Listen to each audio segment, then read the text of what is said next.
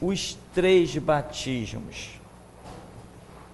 E, na verdade, nós teríamos até que analisar até que ponto isso seria uma realidade. Batismo. O que nós entendemos de batismo é batismo em águas. Disso a Bíblia fala.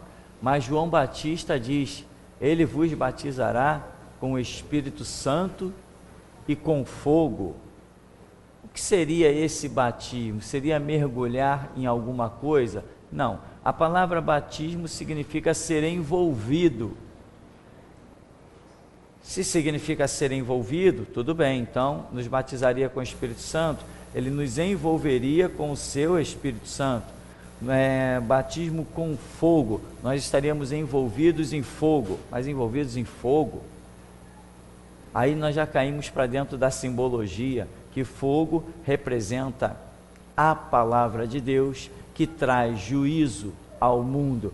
Então, dá para analisar muitas coisas e dá para ignorar muitas coisas que já foram ditas, né? Talvez você aí que já andou muito nos meios pentecostais deve ter ouvido como eu. Irmão, olha, Deus está querendo te batizar com fogo. Irmão, esquece isso, papo furado, conversa de profeta que não tem o que fazer, não é por aí o caminho. Deus está querendo te batizar com fogo. Não é assim que funciona. E vamos ver se teremos margem aqui nesse estudo para nós analisarmos esses detalhes. Então começa aí na nossa página 27, que diz, na referência bíblica, João Batista declara batizar com água, logicamente pelo fato de ninguém além de Deus poder conceder o Espírito Santo, né? Que João Batista diz, eu vos batizo com água, mas o Espírito Santo na vida de alguém não é dado por homens. Eu sei que você já deve ter ouvido aquelas coisinhas loucas assim, né? Não, vamos em tal lugar porque lá tem um profeta que ele ora pela gente e a gente recebe o Espírito Santo. Só se for no inferno, né? Que reino de Deus não existe isso. Homem não tem poder de dar Espírito Santo a ninguém. Isso é papo furado, conversa fiada, né? E por aí nós temos uns templos de Satanás que fazem reuniões dizendo assim, reunião do Espírito Santo, venha nesta reunião que você vai receber o Espírito Santo. Irmão, seria muito moleza você participar de uma reunião e receber alguma coisa, seria uma moleza. Então isso aí também é templo, é palco para o diabo desfilar, não tem nada a ver com a realidade. Aí diz aqui, observação, a palavra batismo significa imersão, envolvimento ou domínio, ou seja, estar totalmente envolvido ou dominado.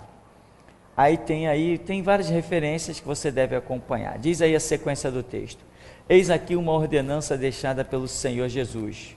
O que crer no Senhor deve ser batizado em nome do Pai, do Filho e do Espírito Santo. Como Jesus disse, ide por todo o mundo, fazei discípulos, batizando em nome do Pai, do Filho e do Espírito Santo. Dentro de uma era em que ele está dizendo ide por todo mundo, dentro de uma era em que ele está implantando a sua igreja e evangelizando o mundo, então existe isso. Nós não vamos ignorar de forma alguma, não vamos entrar na ignorância. Ah, pastor, mas aquilo que foi dito, aquilo que o pastor disse. Irmão, nós já explicamos o que é dispensações. Dispensação é um período de tempo em que dentro dele Deus trata conosco de formas diferentes. Já mencionamos a grande desgraça em que mergulhou Israel, porque achou que Deus nunca mudaria o tempo da lei. Deus muda os tempos e as estações. Então, se hoje ele me diz uma coisa, não significa que ele não possa mudar ou acrescentar naquilo que ele já disse. E este foi o grande erro que destruiu toda uma nação chamada Israel. Porque nós temos por pai Abraão, tá, mas agora Deus quer mudar isso. Deus não quer mais tratar de vocês como filhos de Abraão, quer tratar vocês como filhos de Deus. Não, nós temos por pai Abraão. Aí Jesus está dizendo que aqui está quem é maior que Abraão. Ah, aqui está quem é maior que Salomão. Aqui está maior quem é do que Jonas. Mas ninguém quis dar ouvidos a isso. Por quê? Porque estavam mergulhados num lamaçal de orgulho das suas próprias concupiscências. Deus me falou, tá, Deus te falou, e a dispensação em que Ele falou. Você alcançou o que Ele falou dentro daquela dispensação? Não, então esquece, tem uma nova dispensação, vai ver os novos projetos, né? Muitas coisas que as pessoas falam na internet, às vezes falam uma vez só comigo e não falam de novo. É a história de salvação de família. Irmão, esquece essa balela, isso é uma palhaçada, não existe salvação de família, a salvação é individual, cada um cuide da sua vida. Jesus Cristo não morreu por família, Jesus Cristo morreu por cada um individualmente. O sacrifício dele não foi dividido para a família, ele é individual para cada pessoa. Então, na internet muita gente questiona: ah, pastor, eu estou sofrendo, estou sendo pisada, eu estou sendo humilhada, eu estou sendo destroçada, mas eu estou firme, aguardando, porque houve uma profecia em que Deus iria restaurar a minha família. Só se for no inferno, meu irmão, que vai restaurar a família, coisa nenhuma, para de conversa fiada. Não existe isso, não existe essa promessa. Não, mas está escrito: crê no Senhor Jesus e serás salvo, tu e a tua casa. Está escrito aonde? Uma palavra que Paulo disse ao carcereiro dentro de um contexto completamente diferente. Aí vem os profetas e, irmão, está escrito, e essa é a promessa para a tua vida. Está escrito nada, e a promessa para a vida de ninguém. Salvação é individual. Jesus falou: os inimigos do homem serão da sua própria casa. Não há profeta sem honra senão no meio dos seus, na sua própria casa, na sua nação. E tem gente aí com papinho de família. Vai para a cova, vai para o abismo, meu irmão. Então existem dispensações em que Deus age de maneiras diferentes, né? Na era patriarcal, Josué disse lá: eu e a minha casa serviremos ao Senhor. Na era patriarcal. E se fosse nos dias de hoje, se a mulher de Josué dissesse assim: eu não quero servir ao Senhor, ele diria o quê? Não ia impor nada. Simplesmente, tu segue teu caminho, eu sigo o meu. Então, aqui diz, né? Jesus falou: ide fazer discípulo. Naquela era, essa era de fazer discípulo e ter como símbolo o batismo está extinta. Não existe mais batismo. Por quê? Porque mudou a dispensação. Mas pastor, essa dispensação que mudou, que você fala tanto que mudou, está escrito na Bíblia? Tá, já mostramos, já provamos várias vezes. Se alguém tem dúvida, vá lá no seminário1.com e pegue uma pasta que está intitulada Restauração. Naquela pasta estão os ensinamentos que provam que nós mudamos de dispensação. Assim como tivemos a dispensação da inocência no tempo de Adão, mudou, entrou a dispensação do governo humano, que foi o livro de Juízes, entrou a dispensação dos reis, quando Deus levantou reis em Israel, entrou a dispensação do cativeiro, quando Deus bota o povo debaixo do cativeiro, e tem a era dos sacerdotes, que governaram maciçamente, depois começou, devido à queda do próprio sacerdote, uma série de problemas. Entramos numa dispensação enorme com Moisés, que foi chamada dispensação da lei. Acabou-se a dispensação da lei, quando a Bíblia diz, Lucas escreve dizendo que a lei durou até João. Então a lei durou até João, acabou a dispensação da lei. João não implantou a dispensação da graça. João representa a dispensação da restauração. Vem Jesus e implanta a dispensação da graça com a sua morte. Enquanto ele não morresse, a dispensação da graça não estaria implantada. A Bíblia mostra várias dispensações e a maneira como Deus vai agindo com a humanidade dentro de cada uma dessas dispensações. Então, meu irmão, principalmente você que está chegando novo aí na geração Jesus Cristo, tem pouco tempo, atente. Pega tudo que você aprendeu, joga no lixo, recomeça de novo. É a única esperança. É a única esperança. Recomeçar de novo, do zero. Porque quando muda uma dispensação, tudo zera. Vai haver o arrebatamento da igreja, não vai? Depois que aconteceu o arrebatamento da igreja, quem não for arrebatado, o que aconteceu? Zerou, perdeu tudo.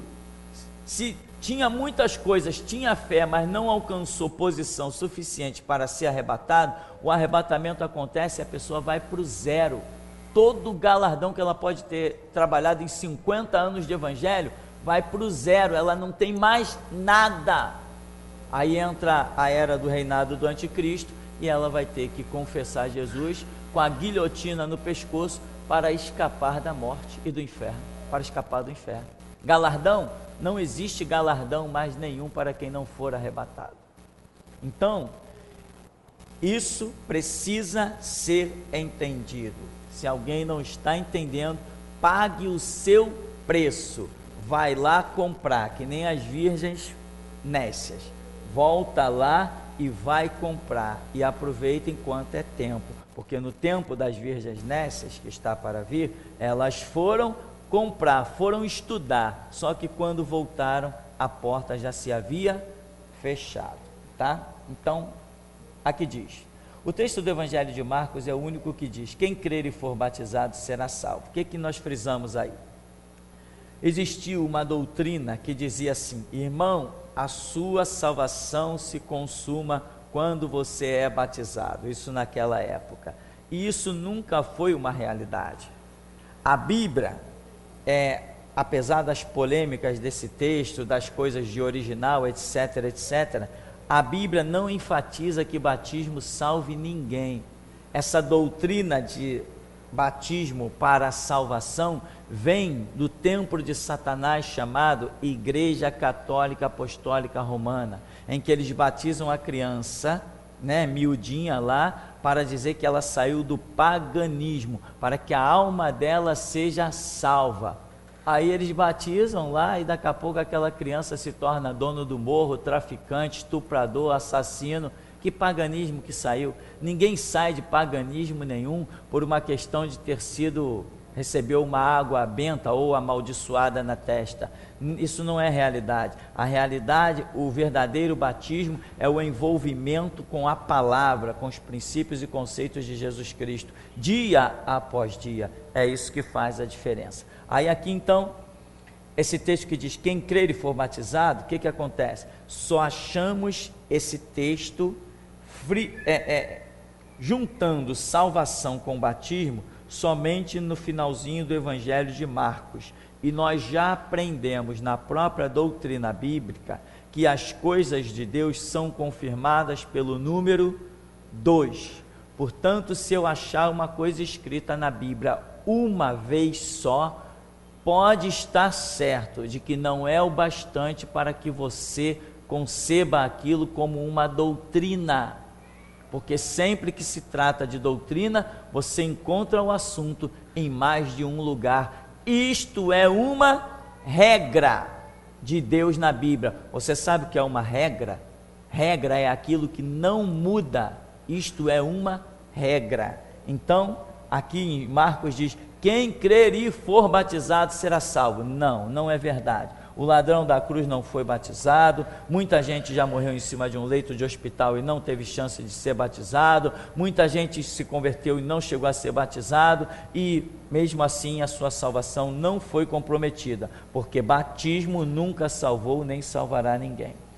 Estamos só dando essas pinceladas, esse assunto de batismo já nem nos interessa mais, mas eu sei que vai surgir situações no seu caminho, na sua frente, em que você vai ser questionado, e você precisa ter argumentos verdadeiros para lidar com isso.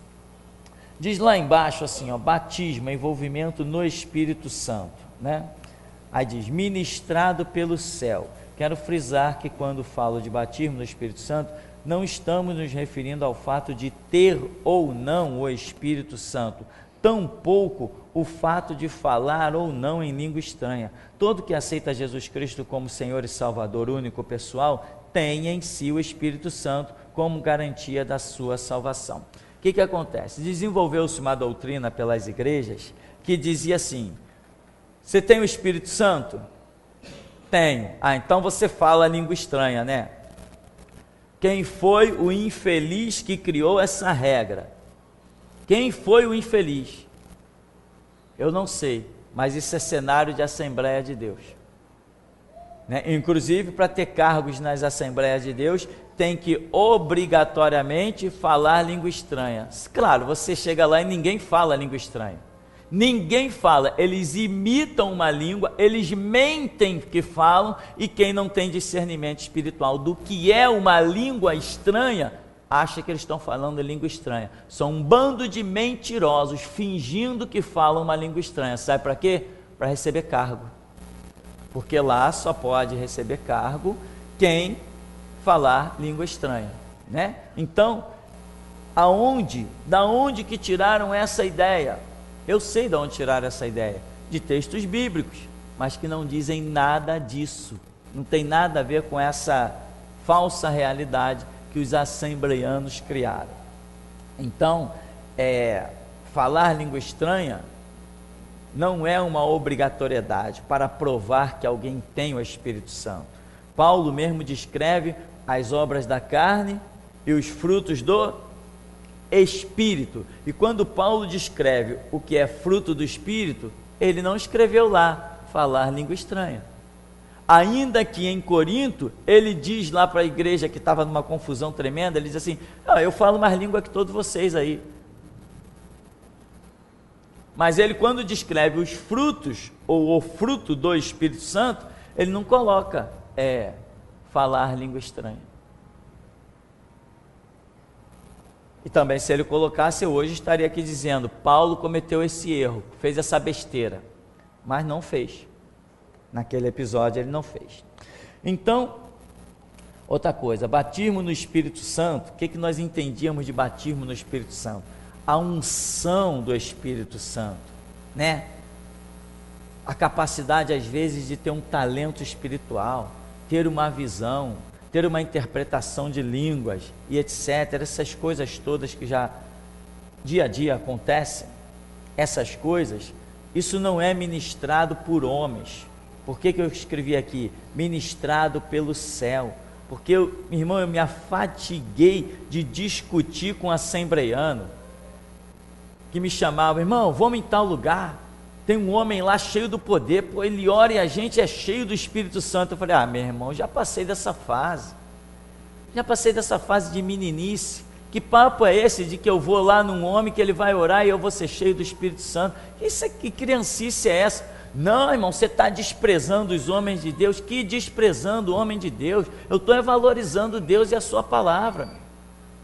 Não existe nada disso de alguém orar e o outro receber o Espírito Santo.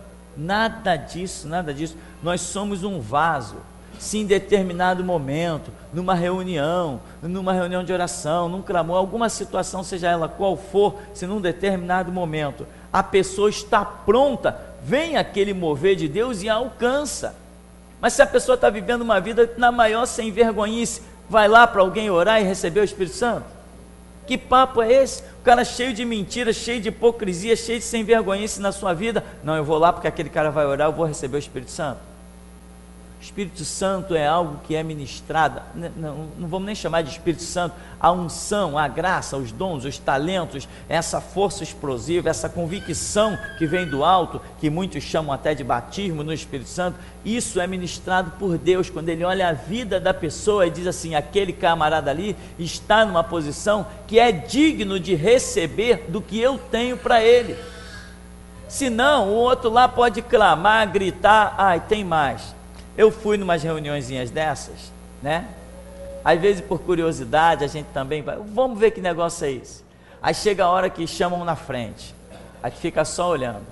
Aí o camarada, o tal que ora para os outros receber o Espírito Santo, ele começa a orar. Aí uns estribucha lá umas coisas, ele está recebendo o Espírito Santo, tá bom, amém, recebeu. Tem uns que não recebeu nada, ou melhor, não manifestou nada. Mas ele também tem uma resposta para esse: irmão, tu já recebeu o Espírito Santo, mas ele ainda vai se manifestar. Sempre tem uma resposta. Por quê? Quando você começa a caminhar numa estrada de mentira, meu irmão, a tendência não é você encontrar a verdade, a tendência é você encontrar mais mentiras. Um abismo chama outro abismo. Então comece essas baboseiras todas, né? Já teve gente que veio aqui, pastor, aqui tem a busca do Espírito Santo. Falei, irmão, todo dia. É mesmo, é mesmo? Qual é o culto então? Como é que é? Meu irmão, todo dia. Se tu tem a palavra, tu tem o Espírito. Se você despreza a palavra, tu vai ter que Espírito. Que Espírito Santo vai querer acordo com a tua vida se você não tem a palavra? Já teve gente, chegou ao absurdo de chegar aqui, pastor, aqui não tem a busca do Espírito Santo não? Então, pastor, não importa não, né? Às terças-feiras eu vou lá na Universal buscar o Espírito Santo e nos outros dias eu venho aqui. Irmão, fica de vez lá, fica de vez, que papo é esse, né? Pastor, aqui tem a corrente da prosperidade? Não, mano, não tem. Então, não sei que dia era, eu vou fazer a corrente da prosperidade lá e nos outros dias eu vim aqui aprender a palavra. Se lá tem prosperidade, deve ter palavra também. Fica direto para lá, meu irmão. Porque se aqui não tem prosperidade, automaticamente não tem palavra. Que palavra que vem buscar aqui? Mas a pessoa fica impressionada com o ensinamento, com a graça e misericórdia que Deus tem nos dado, a pessoa fica impressionada, mas a ambição dela, não, aqui tem a palavra, mas lá tem o ouro e a prata. Teve gente que hoje, eu passo aí pela rua do bairro ainda, no começo do ministério veio para cá, pastor, tem que fazer umas campanhas para encher a igreja. Como é que é, irmão? Pastor, campanha para encher a igreja. Falei, irmã, se depender de eu fazer campanha aqui para encher a igreja, eu vou morar debaixo da ponte. Pastor, então a sua igreja nunca vai encher. Aí, irmão, eu joguei uma indireta, né? Falei, depende do tipo de gente, meu irmão. Estava falando para ela, né? Depende do tipo de gente. Eu não quero a igreja cheia com certos tipos de gente. Entende? Então, falta estudo, as pessoas querem ouro e prata, estão pensando que servir Jesus é ter carro, é ter casa. Servir Jesus, meu irmão, é morrer pelo Evangelho. Isso é servir Jesus. Então aqui diz, né? Esse batismo no Espírito Santo, que é algo que Deus ministra, Ele te envolve no Espírito Santo, quando olha que você está buscando, quando olha que você está desejando. Você largou a mentira, Ele, opa. Você largou o engano? Opa! Você largou a inveja? Ele, opa! Você largou a arrogância? Opa! Você se abraçou com a humildade? Daqui a pouco o céu se abre, meu irmão. Isso que é batismo no Espírito Santo. Você largar a hipocrisia, a mentira, o engano e se apaixonar pela verdade. Deus olha para você e diz assim, parceiro, vem comigo. Jesus não falou, eu sou o caminho, a verdade e a vida? Quando ele olha alguém que também se transformou em verdade, ele se faz um espírito com esse. Uma vez, no tempo da Igreja Batista, eu saía pelas ruas, evangelizava, distribuía folhetos, subia morro. Aí um dia, alguém veio conversar comigo, um assembleano, veio conversar comigo. Irmão, e aí, tá vindo de onde? Eu falei, irmão, estava lá no morro, lá no Quingongo, fazendo a obra lá, tal. O irmão faz a obra, o pastor dá oportunidade, diz aonde a gente tem que ir, a gente vai, faz a obra, distribui folheto, às vezes o pastor pede para pregar, a gente prega pela misericórdia de Deus e tal. Aí ele virou para mim e falou, mas o irmão é batizado com o Espírito Santo? Falei, como assim? Aí falei, o irmão fala língua estranha? Falei, já entendi. Eu falei, irmão, o negócio é o seguinte, eu não sei se eu sou batizado com o Espírito Santo, eu não falo língua estranha, mas uma coisa eu sei dizer, em todos os trabalhos da minha igreja eu estou presente, sou eu que distribuo folheto no meio da rua, eu que subo o morro, eu carrego caixa de equipamento de som nas costas, carrego amplificador, carrego fio, eu ajudo o meu pastor no que ele precisa, quando a igreja faz mutirão para fazer limpeza, para carregar concreto nas costas, para construir pedaços, seja lá do que for, botar piso, pintar, eu estou sempre presente. Eu acho que eu não tenho Espírito Santo não, mas eu faço tudo isso. Ele tinha o Espírito Santo, e em pleno domingo, enquanto eu estava ralando, ele vinha da maior tranquilidade, sombra e água fresca, e eu vinha todo sujo de trabalhar para o meu Senhor Jesus. Quem tem o Espírito Santo? Mostra-me tua fé sem as obras, e eu pelas minhas obras te mostraria a minha fé. Amém, meu irmão? O camarada tem coragem de me olhar para mim em bagaço, entrando na hora do culto na igreja, todo desfigurado, descabelado, todo sujo, com os frisos dos fios de empoeirado todo no meu corpo, eu indo para o horário do culto, que não dava tempo de ir para o evangelismo e tomar banho em casa para ir para o culto. Eu saía do evangelismo e ia direto para o culto. O camarada me olha naquela situação deplorável. Tu tem o Espírito Santo? Eu falei, eu acho que não, mas eu faço tudo isso. O que adianta o Espírito Santo preguiçoso? O Espírito Santo que não está disposto a nada. Na própria igreja tinha gente que dizia para mim, isso aí é fé de principiante, depois passa. Olha, vê se passou. Vê se passou, meu irmão. Eu comecei dando meu trabalho para Jesus, hoje eu estou disposto a dar a minha vida. Não passou não. Então, esse negócio que as pessoas chamam de batismo no Espírito Santo é aquele revestimento de poder. Lembra de Atos, não sei se é Atos 1:9?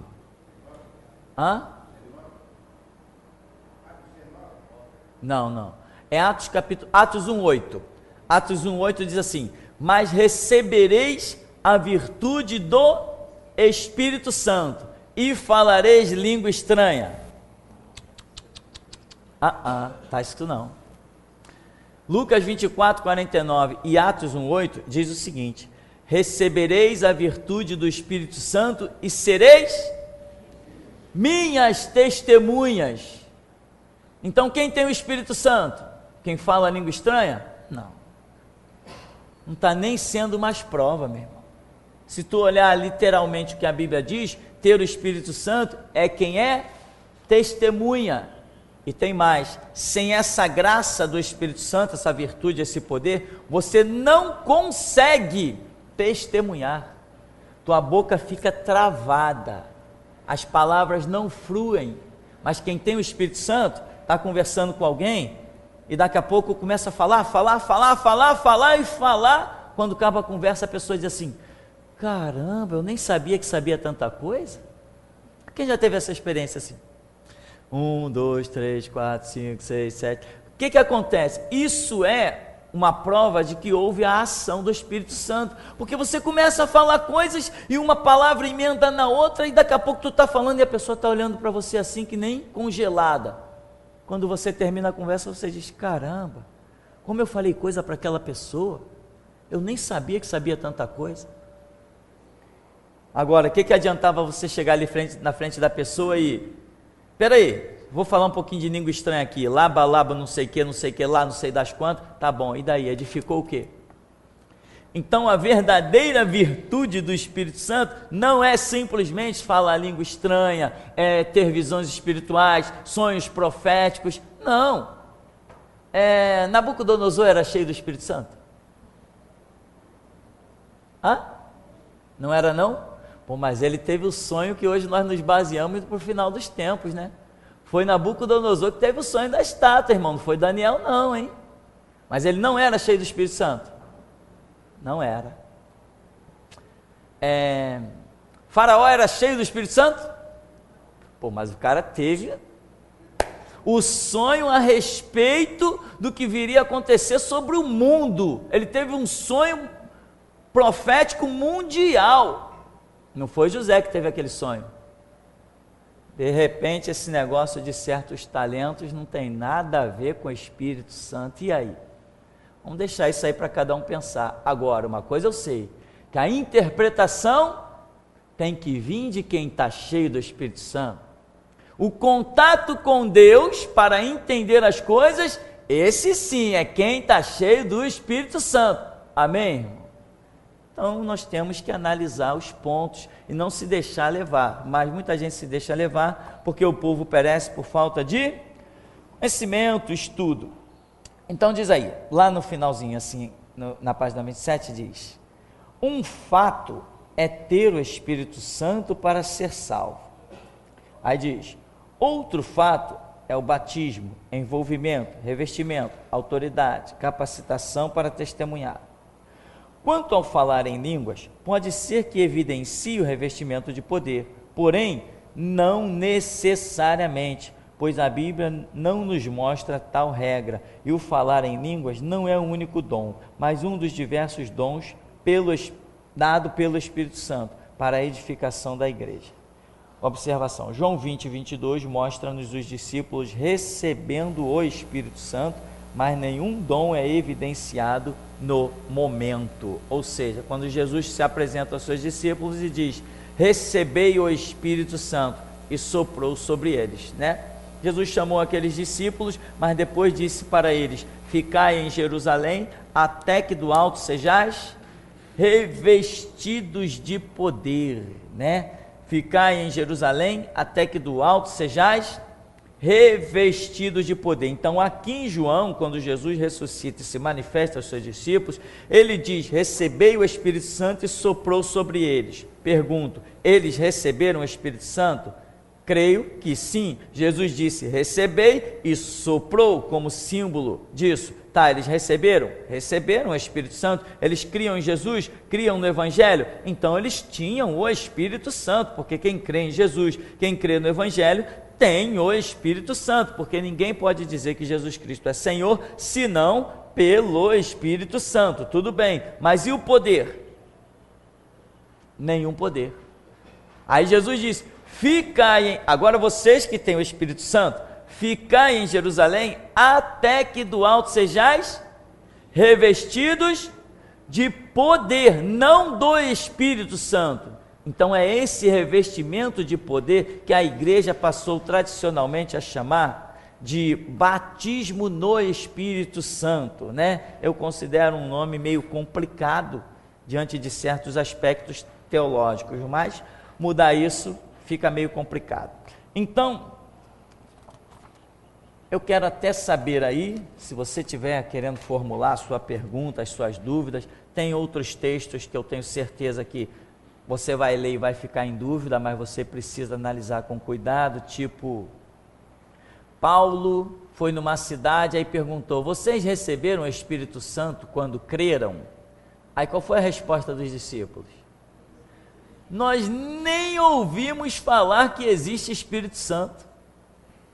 Eles eram discípulos de Jesus, eles criam na palavra, eles pregavam a palavra naquele lugar. Eu pergunto a vocês, eles tinham o Espírito Santo? Tinham, mas nem sabiam que o Espírito Santo existia, mas tinham, porque aonde tem fé em Jesus e na palavra, lá está o Espírito Santo. Tanto o que sustentava eles na fé era o Espírito Santo. Aí Paulo chega para eles e diz assim, vocês receberam o Espírito Santo quando creram? Paulo fez uma pergunta ridícula. Por quê? Porque quem crê recebe automaticamente o Espírito Santo. Mas Paulo pergunta, vocês receberam? Eles disseram assim, nós nem sabemos que existe Espírito Santo. Aí Paulo diz a Bíblia, Paulo impôs as mãos sobre eles e que o Espírito Santo veio sobre eles. Não veio não. Não veio e ponto final. Acabou essa história. Não veio e ponto final. Paulo realmente se juntou com eles, vamos orar, vamos clamar e tal, na ignorância de Paulo, Paulo orando ali com eles e manifestou-se dons e talentos do Espírito Santo na vida deles. Tiveram visões, falaram língua estranha, não porque a partir daquele momento estivessem recebendo o Espírito Santo. Aquilo se manifestou naquela reunião de oração. Muitas vezes essas coisas Deus operou para não ter problema com a ignorância do homem. Lembra quando o Senhor fala com Pedro, Pedro, aí ó, mata, come, não Senhor, aí daqui a pouco Cornélio manda um homem lá chamar Pedro. Quando Pedro está pregando para os gentios, para Cornélio, para aquela turma dele, o Espírito Santo se manifestou sobre a vida daqueles homens, que falaram língua estranha, que tiveram suas visões e etc, etc. Para quê? Para Pedro entender que mesmo os gentios estavam sendo alvos do Evangelho de nosso Senhor e Salvador Jesus Cristo. Porque se Pedro vem ali e ora e nada na visão dele acontece, ele ia ignorar muita coisa, ele ia dizer assim, está vendo? Deus não deu o Espírito Santo aos gentios, o Espírito Santo é só para nós judeus. Aí ferrou-se de vez. Se Pedro, um líder, sustenta essa visão arrogante, acabou, a igreja estava ferrada, estava comprometida ao crescimento da igreja. Ia surgir uma discriminação fora do comum. Todo mundo ia achar que alguém tinha que falar língua estranha, ter visão e sei lá o que, sapatear, virar cambalhota. Então muitas coisas aconteceram na Bíblia, irmão. Eu realmente entendo, creio, que foi por causa da ignorância humana. Deus não precisava fazer Cornélio, a sua casa, falar língua estranha. Como hoje, não tem um monte de gente aqui que não fala língua estranha? Não fala língua estranha e está dando aula lá em cima. Então eu botei uma pessoa que não tem o Espírito Santo para dar aula lá em cima. Tem tanta gente que aqui dentro não fala língua estranha e nos ajuda em tantas coisas. Poxa, eu sou mesmo um ignorante, eu estou chamando pessoas que não têm o Espírito Santo para ajudar na igreja. Como eu sou burro, eu vou destruir a igreja, eu vou destruir o meu ministério. Vou mesmo, é? Tem certeza? Será que eu sou tão burro assim, que vou destruir tão facilmente aquilo pelo qual eu trabalhei a minha vida inteira? Não ouses pensar nisso, não ouses pensar nisso. Então, cuidado com as regrinhas que não fazem parte do Evangelho. Mas Paulo falou, eu não sou discípulo de Paulo. Não, mas que João, que Estevão, que Alfeu, Bartolomeu, meu amigo, vamos com calma. Eu só reconheço um Senhor e Mestre, que se chama Jesus Cristo, o Filho do Deus vivo. Este é o referencial da igreja. Senão daqui a pouco eu vou dizer assim, irmãos, somos todos predestinados, porque o apóstolo Paulo disse que nós somos, e o evangelho para nós é o evangelho do apóstolo Paulo. Aí, meu irmão, compra uma sepultura, ainda bem que estão vendendo aí, né, umas coisas baratas aí no cemitério. Porque é complicado essas doutrinas que as igrejas criaram. Bom, aqui diz, página 28, para receber o batismo ou poder do Espírito Santo, é necessário haver o desejo de testemunhar e dizer, eu sou discípulo de Jesus. Lá em Atos capítulo 2, lembra do dia de Pentecostes? Ali nós não vemos evidenciado nenhum dom de línguas, porque as pessoas disseram assim, caramba, esses homens não são galileus? Como, pois, nós os ouvimos falar? Na nossa própria língua em que somos nascidos. Então, ali houve uma operação que nós chamamos aí, pode ter qualquer nome, estamos chamando aqui, Operação de Maravilhas, em que eu estou aqui falando português, mas se sentar aí um alemão, mesmo eu falando em português, esse alemão que sentar aí na congregação, ele ouve eu falando em alemão para ele, e os outros que estão ouvindo em português, ouvem em português. Foi o que aconteceu no dia de Pentecostes. Pedro estava falando em hebraico, né? Pedro está falando em hebraico, ou está falando em grego, sei lá, que língua está falando naquela época lá, naqueles portos lá. Pedro está falando naquele idioma, tem gente de tudo que é países vizinhos ali, e estão ouvindo Pedro, cada um falando na sua própria língua. Os pardos, que falavam uma língua diferente dos israelitas, os elemitas, os gregos da Cilícia, cada pessoa de nação diferente ouvia o seu próprio idioma vindo apenas da boca de Pedro. Imagina, Pedro dizia assim, bom dia varões, falou em hebraico, mas o que era alemão aqui ouviu bom dia em alemão, o que falava em inglês ouviu bom dia em inglês, o que falava em aramaico ouviu bom dia em aramaico, o que falava em siríaco ouviu bom dia em siríaco. Pedro pronunciou uma só palavra no idioma dele mesmo. Foi isto o que aconteceu em Atos 2, no dia de Pentecostes. Então o tema central ali não é línguas estranhas, é só examinar o texto. Mas também é difícil, porque esse texto está aí há pouco tempo, né, irmão? 2000 anos para examinar um texto demora muito, né? É muito pouco tempo. Pelo menos foi muito pouco tempo para as Assembleias de Deus. Aqui diz então, podemos até considerar que na passagem de Atos 2 possa ter ocorrido isoladamente o dom de língua. Alguém pode ter falado línguas estranhas lá. Porém, vamos ver o que o texto realmente busca nos explicitar. No verso número 4, vemos que os discípulos falaram em línguas concedidas pelo Espírito Santo. No verso 6, fica evidente que as pessoas de outras terras que estavam em Jerusalém ouviram os discípulos falarem em seus idiomas estrangeiro e assim estavam pasmos. Verso 7. Portanto, concluímos que o registro ora feito fala de uma operação de maravilhas. O Espírito Santo permitiu a cada discípulo que falasse em idioma que não conheciam e não que haja preocupação de registrar o dom de línguas. Concluímos então que os discípulos falaram em línguas estrangeiras, terrenas e não línguas estranhas, espirituais. Observação: as línguas estranhas não são entendidas por ninguém, só o Espírito Santo pode dar interpretação, e é dom que edifica o que possui, segundo a visão do apóstolo Paulo em 1 Coríntios. Bom, esses são alguns detalhes de algumas confusões que sempre ocorreu em nosso meio evangélico. E isso, às vezes, dependendo dos conceitos de uma igreja, isso pode ser mais sério e desastroso para a vida de uma pessoa do que o que nós pensamos. Eu conheci um jovem que ele era tesoureiro dessa Assembleia de Deus aqui em cima, na rua Monte Alverne, número 137. Eu conheci um jovem que ele era tesoureiro lá. Ele estava lá como tesoureiro já tinha uns 2 anos, na tesouraria da igreja. Um dia apareceu alguém e perguntou para ele: você fala língua estranha? Ele falou assim: não falo não. O camarada foi lá na sede da igreja, envolveu os pastores, falou: ó, o cara não tem o Espírito Santo. Não tem Espírito Santo? Não, ele não fala língua estranha. Ele não tem o Espírito Santo. Ele não pode estar trabalhando na igreja. Sabe o que aconteceu? Simplesmente assim, na maior foice do diabo: ó, sai, tu não tem o Espírito Santo. Querem me matar de rir ou querem me matar de raiva?